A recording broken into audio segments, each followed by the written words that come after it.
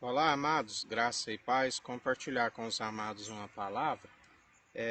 O pregador vai dizer em Eclesiastes capítulo 5, no versículo 8, diz assim: se uma província vês um pobre oprimido, e as leis e a justiça violadas, não fiques perplexo, que está no alto tem sempre outro mais alto que ele, que o vigia. E sobre ambos há outros ainda mais altos. A Bíblia diz que urso feroz e leão rugindo é um governo ímpio, governando um povo enfraquecido, né? O povo que rejeita a revelação do Senhor, que revela a imagem e a glória de Deus vivo, que é Jesus Cristo, é uma nação oprimida, né? Porque feliz é a nação cujo Deus é o Senhor, né? Quando não há essa revelação, é uma nação oprimida pelo opressor, pelo adversário. Mas a Bíblia diz que aqueles que governam com injustiça, né, que oprimem o povo, né, há sempre um outro que o vigia, né, e ainda que aquele outro não durma, passa desapercebido, há outro mais acima, né? Aquele que não é terreno, aquele que veio do alto dos céus e retornou ao alto dos céus, que tudo contempla, que nada passa desapercebido de seus olhos. Para compreendermos melhor esta palavra, quando Saul governava o povo, né, nota-se que quando ali Deus ungiu o rei Davi, Davi ficava no campo, né, apacentando as ovelhas. E ali foi aonde ele matou o urso e leão, né? Saul estava ainda como povo, como título de rei, né? Mas na verdade aquele que vigia acima de todos, ele já tinha ungido, né, a Davi como rei. Embora Saul ainda estava como título de rei, né? Deus já tinha escolhido um outro. E a Bíblia relata que Davi, quando ali um povo desgostoso, que já não alegrava-se mais, começa-se a juntar, né, a Davi. E eles disseram, bem que sabia que mesmo Saul estando no governo, tu, através de Deus, né, já controlava tudo que entrava e saía do governo, né? Porque na verdade Deus ele sempre vai levantar alguém, né, e rebaixar outro. Assim ele opera. A um ele rebaixa, né, a outro ele promove. E Davi governou com justiça, né, porque com equidade, porque o seu coração era segundo o coração de Deus. Deus, o seu trono, a sua base é justiça, né? É imparcialidade, né? É a equidade. Ele abomina os atos impiedosos, né, dos governantes, porque os governantes, né, eles têm uma função de benfeitores, né?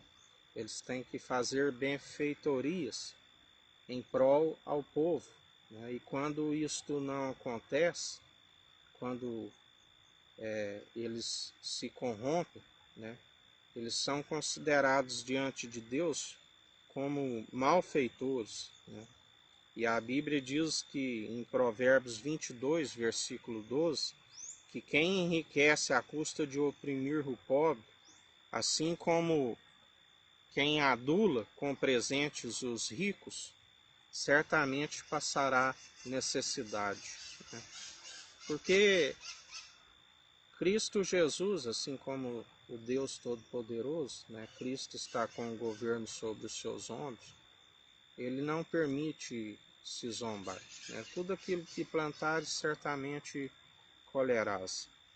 E ele é aquele que vigia no mais alto do seu trono. A Bíblia diz que ele não tosqueneja, né? Ainda que aquele que está vigiando, aquele que está no alto, como governo, né, como liderança, tem sempre um que vigia acima dele, porque a sua autoridade não é deste reino, né?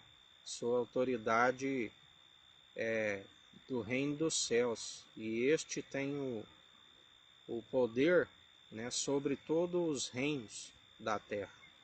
Ele herdou, né, todo o poder e autoridade, porque através dele ele venceu todos os principados, todas as potestades, todas as nações pagãs, né, todos os reis que não usavam de benevolência, né, não eram benfeitores, né, e sim malfeitores, né, porque o rei que é aqueles que são promovidos, né, a governar o povo, eles têm que ser benfeitores, mas se utilizam dessas riquezas, né, oprimindo o pobre e se corrompe com elas, ainda adulando os ricos, a Bíblia é clara, né, certamente esses passarão necessidade, né, porque há uma